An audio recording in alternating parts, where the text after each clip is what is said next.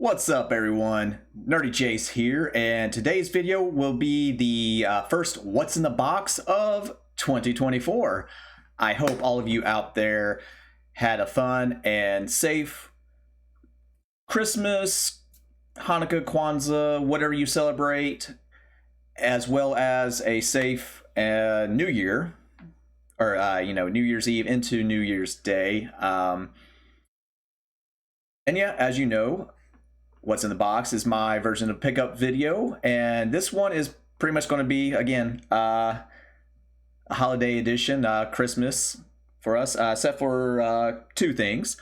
But yeah, I'm just going to go ahead and get right into it. So first off, this was a another gift to myself that I picked up on one of the Amazon sales. And first up is the complete series of the 2011 Thundercats series. Sadly, this only lasted basically one season.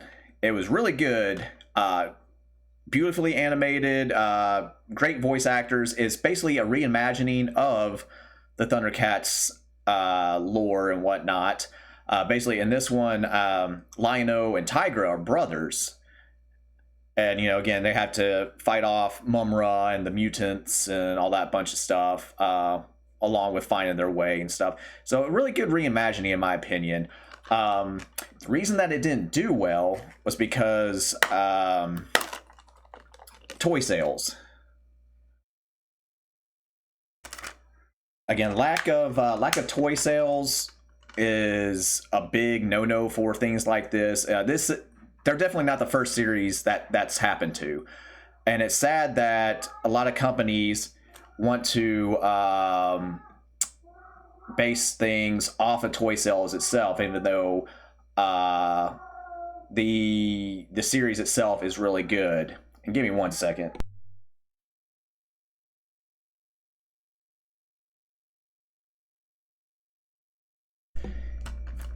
Anywho, yeah, the company's base shows off of merchandising sales. I get it, but it still sucks because, again, this was really good, and sadly only lasted the one season. So they're not gonna pick it back up. A Netflix or a Hulu or whatever isn't going to pick it back up, which is very sad because, again, if I remember right, it ends on a cliffhanger. So it is what it is. Hopefully they'll I guess do another reboot or whatever and totally disregard that shitty ass, I think it's called Thundercats Roar, that came out a few years after this, and they did that whole was it Teen Titans Go, kind of very shitty animation looking, very animated style. And yeah, that got hammered big time, as it should have, because that was a fucking disgrace. But anywho, glad to have this in my collection to go alongside my original Thundercats DVDs. Be awesome if Shout Factory or whatever made a Blu-ray collection of that with some extra stuff like the old toy commercials, the old show commercials, and things like that too. Have some things with like the little spin-offs. Well, not really spin-offs, but same team with like the Silverhawks and things like that. But anywho, glad to have this in my collection finally. And also from well, yeah, that was from Shout also, wasn't it? No, it wasn't. This is just WB. But from Shout Factory, Beetlejuice, the complete series. So this was shoot, when did this come out? Like 89, 90, or maybe even 91. This came out a little bit after the movie took off and whatnot. And yeah, they they took that and made a kids show out of that. So basically, they dialed down the perviness of Beetlejuice. I mean, he's still goofy, wacky ghost with the most, but definitely dialed back a lot of that stuff. Lydia and sometimes her friends would actually go into the netherworld with Beetlejuice, and they would have, you know, adventures and stuff, and, you know, new characters like Jacques the Skeleton and so on and so forth. But this is all 4 seasons. So the first one is seasons 1, 2, and 3, and then you got season 4 part 1, and then season 4 part 2, because of course, but 94 episodes of the show. So I mean, again, it only ran for like 2 years, but back then shows would crank out a bunch of episodes per, you know, season or whatnot. So again, this has been on my radar for a very long time to get, you know, throw it on the wish list and just kind of, you know, push it off, whatever. And then saw where not only did it go on sale, but it was also on a what's it called, the low print, soon to be out of print little moniker. So it's like, yeah, I think I paid $23 for this. So yeah, that was definitely the time to, you know, pull the trigger on it and put it in the collection. All right, next up, again, it's you know, Christmas time stuff, so showing off all those things. And let's see, I guess we'll do some things from my in-laws. First up, my mother-in-law, she got me a 6-month Audible Premium membership, so that's really cool. So with this, again, I get to basically read whatever the hell I want for those 6 months, and then each month that you have your membership, you get a credit. So I get to basically get a book for free to keep forever. So that's definitely going to go a long way, because it's definitely going to get, you know, the Lord of the Rings trilogy. It's going to be 3 of them. 2 more, probably be a couple. At the moment, I'm thinking my Jim Butcher books, Dresden Files, but, you know, we'll see. I already spent the first credit on picking up book 3 of the original Thrawn trilogy, The Last Command. So again, that's awesome, and can't wait to, you know, really dive into a bunch of other things.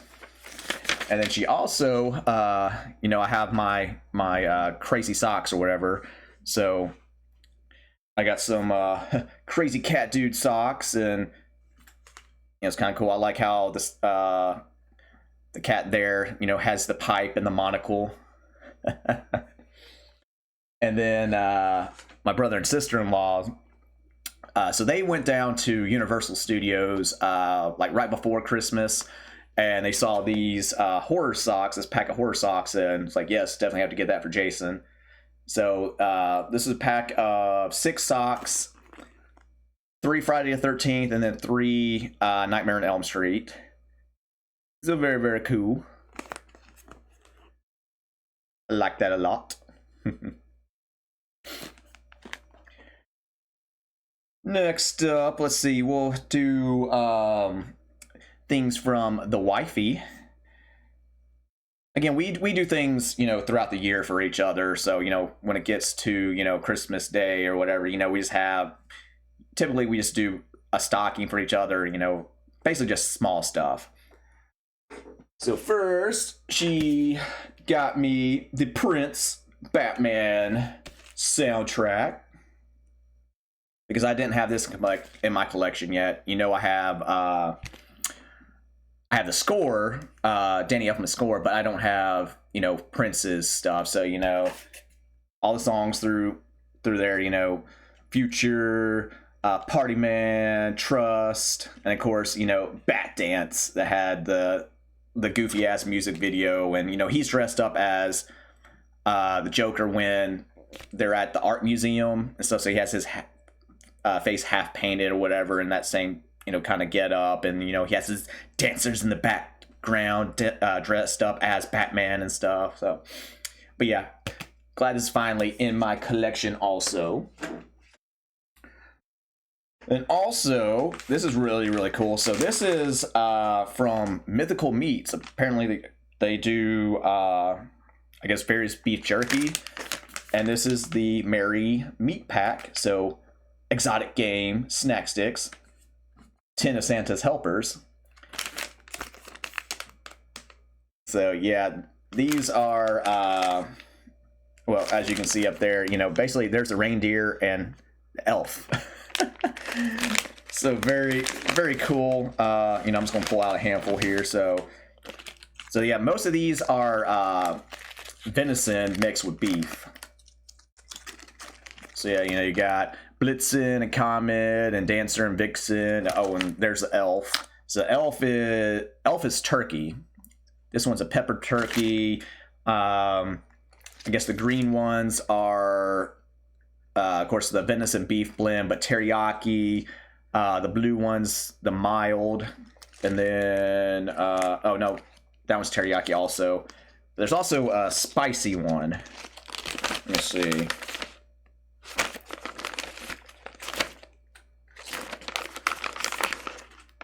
There we go. Rudolph, of course, is spicy. So yeah, very cool. I like the packaging and everything. So yeah, there's 10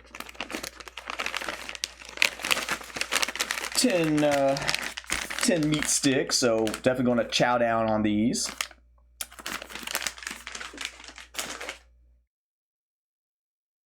And let's see, also, she, from the get-go, she knew, you know, how big of a Spider-Man fan I am. And she tracked down a bootleg copy of the Toei Japanese Spider-Man series. So this is the complete 1978 into 1979 series, plus the, I guess they did a movie that's, you know, Japan only, of course. So yeah, all the episodes, I think it's 41 episodes. So this is cool. Again, back in the late 70s, early 80s, Marvel, of course, you know, if you know your history, you know, they were signing, you know, property deals with other companies and stuff to try and get them, you know, more financially sound. So they had a deal with Toei Entertainment, which, you know, Toei, big animation studio, you know, they did some live action stuff also, but, you know, Dragon Ball, big one, yada, yada, yada. But they had a deal to where they could use each other's properties for, you know, such and such period of time. And of course, Toei jumped on Spider-Man and then did a whole, you know, did their own thing with it. So in this one, try to get the guy's name, Takuya Yamashiro.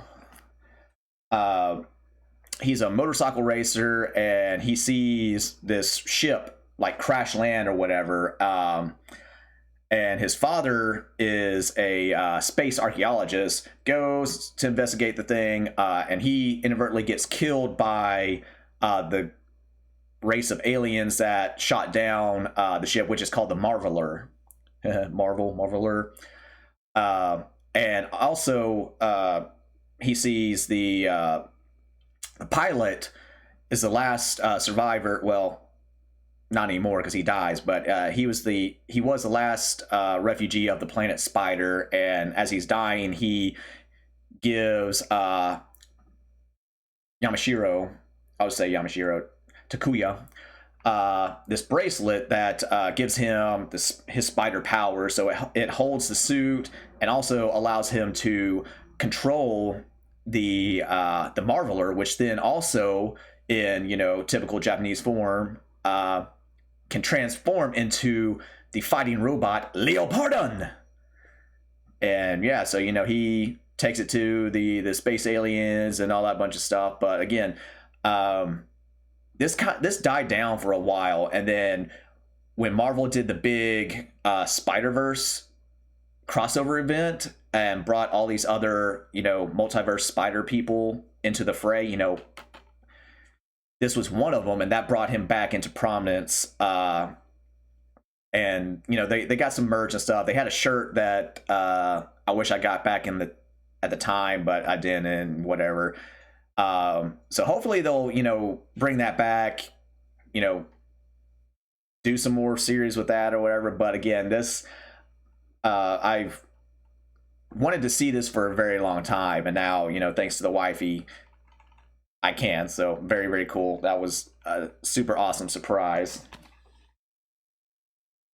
And she also got me this Silent Night, Deadly Night novel.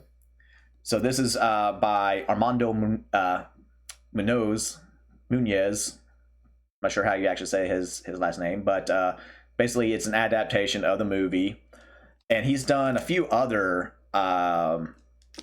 horror novels too. So he has his own novels, like The Hoarder was his first one. He also did what's going to be his, I guess, Thanksgiving killer trilogy, Turkey Day and Turkey Kitchen. And then he's also done an adaptation, tie-in, whatever you want to call it, of My Bloody Valentine, the 1981 film. And it also has autographs from the author and, I guess, either collaborators or, publishers, people or whatever.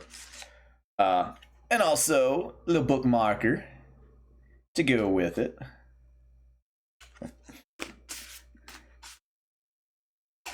And then lastly from the old wifey is Volume 10 of the IDW Teenage Mutant Ninja Turtles series. So again, I'm slowly catching up. At this point, I think there's either 15 or 16 volumes. I don't know. I lost track there for a bit, especially when all the last Ronin stuff came out. But this one collects Turtles Universe issues 19 and 20, and then issues 73 through 75 of the ongoing series, the Dimension X miniseries, and then also the second Ninja Turtles Ghostbusters crossover. So that's very cool. And again, these, how I feel about these hardcovers collections. They're fucking awesome. Again, get these. They're great. IDW does a bomb-ass job with these. And again, they're in reading order. That's the big thing. Reading order, so you're not missing shit from, see issue blah blah blah blah blah, and you're like, where the hell is that? It's not in here or whatever, or I gotta go back and do this. No, it's in exact order that you need to read them. So again, awesome. Check them out, all that good stuff. And then I'm going to finish off with stuff from my mom. My mom loves Christmas time, so she always, even though we tell her not to, she always spoils us, all of us. So, it is what it is. So first up, Mom got not only me but my sister also some ramen bowls. Although I got more because I'm, number one and more awesome. So one of them is this Yoda Star Wars one. And of course, it also comes with chopsticks. And of course has the same Yoda design on it that you can't see because the camera's focusing on me, but it's very cool. And I also like how, it has the indentation or whatever, so you can put your chopsticks on there. And again, nice and deep bowls. So there's this one, and then also these huge ones right here. And same thing, came with chopsticks, and you can put them right there to hold them on there. And yeah, these ones, again, these are bigger, and then has an even deeper well into the bowl. So very good. Both of these are awesome. We've already put them to use, which I told my mom we would. And like, hell yeah, that's awesome. And let's see, she also grabbed me Star Trek Voyager Complete Series. So this has been on my list for a while also. Next Generation is still my favorite Star Trek, but Voyager is my second. So this is all 7 seasons. Only complaint I have about this, CBS, when they were putting these out. So at the time when they did these, they weren't selling that well. I can't remember why they weren't selling that well at the time, but they kind of halted their production of certain series for a while, and then eventually they put the original Star Trek and then Next Generation on Blu-rays and stuff. But because this one and I think Deep Space Nine didn't really sell a whole lot, they haven't transferred those over to Blu-ray yet. So my minor complaint is, there's no like season guide booklet like the other ones have. And then I hate that, again, just not a big divider for the DVDs. There's kind of, they're in order and everything, but I would have liked a little bit more division for each season and whatnot. But again, minor complaint. Again, love that this is finally in my collection.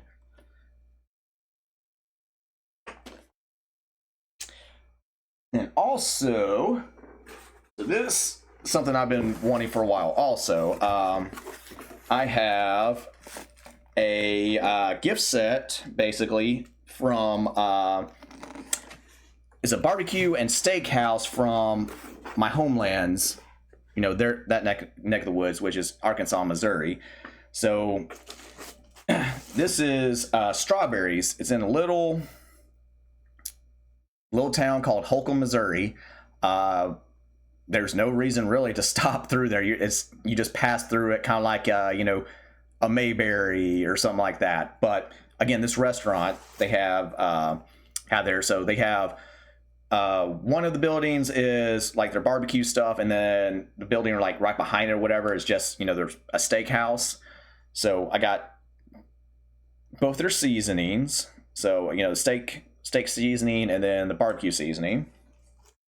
And I finally last year it was when Julie and I took a trip up there to see everybody. Finally, actually got to eat at the restaurant itself. I would always get the seasoning whenever, like we'd just go up there or whatever, because they would sell it at different places. You can buy stuff there also, but never been there to eat, and finally did, and got to try also the barbecue sauces. So we got there's the mild. Here's the hot. And then, of course, the sweet and smoky. So yeah, really, really excited for these. I've been wanting to, I've been wanting the barbecue sauce for a while. And again, the seasoning, I always had this around because mom and dad will usually give me some for my birthday. And of course, they'll throw in the stockings, whatever. So yeah, the steak seasoning, I usually put obviously on steak, but I'll do it on burgers, chicken and fish. The barbecue seasoning, yes, I do it for barbecue type stuff. So a lot of pork. I've also done it on like skirt steaks and stuff, and that is very tasty on that also. So again, I like to put it on there, marinate it, all that good stuff. So again, that's awesome. I've been wanting the barbecue sauce for ever since I tried it finally. So again, that was awesome. And next up, I got a new book. So this is Bill O'Reilly and Martin Dugard, Killing the Witches: The Horror of Salem, Massachusetts. So basically, this is like a like this series with Bill O'Reilly and Martin. It's kind of like how do they word it? Like a historical play or something like that. Or historical narrative. And yeah, so it's all about the witch trials and things like that.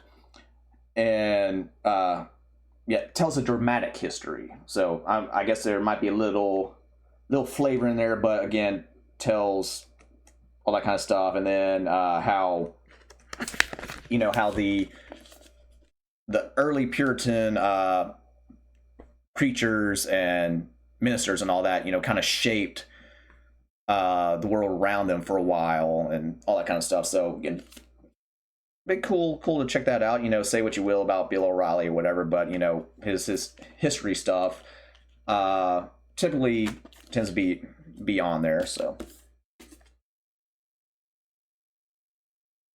another thing from Mom. So this is a Star Wars cookbook, and also has an apron to go with it. So definitely going to be interesting to see what kind of stuff is in there. Because again, I read a bunch of the Star Wars novels and stuff, and just hearing a few of the things that they have in there, to see it kind of translated, it's definitely going to be interesting and hopefully pretty tasty. But yeah, that's cool. So yeah, and again, thanks to Julia, I'm definitely have tried a lot more things that I normally wouldn't have. So again, can't wait to pick some stuff out of it. And last up, for the video and from my mother, I got the Reign of Cthulhu board game, and this is part of the Pandemic system. So Pandemic is a game that's been been around for, I'm not sure how long now, maybe 10 years or longer.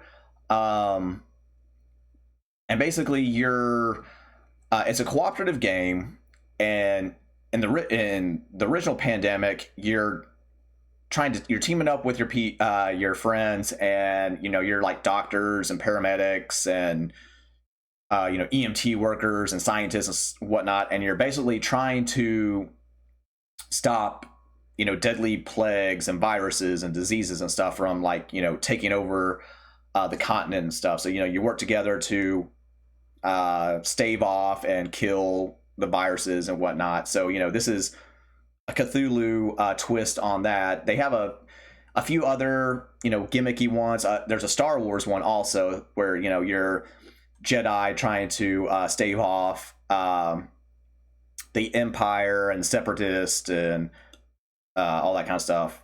So that definitely interested in that also. But yeah, this one you're trying to stop the spread of the Elder Ones coming into our reality and that kind of thing. So I've been wanting to try and play Pandemic for a while, and again, so this one and the Star Wars one were on my radar for a while to try and play. So yeah, it has miniatures and all that kind of stuff. And actually, just by reading through this, it sounds a lot like the Buffy the Vampire Slayer game. So you choose your character. Each character has their own special abilities. They have their own disadvantages and stuff too. You have a sanity meter, since it's Cthulhu based, and all that Lovecraftian sanity stuff. But also you have to have certain cards, certain card combinations or whatever to close the gates and things like that. And that's very similar to the Buffy the Vampire Slayer game, which I also recommend if you see that out there. So yeah, really can't wait to try this out with the friends and whatnot. So yep. But there you have it. That's this holiday edition of What's in the Box. Thank you for joining me as always. I really appreciate it. And here's to a hopeful good 2024 to everyone out there. And yeah, Nerd Fam, Nerdy Jace, signing off.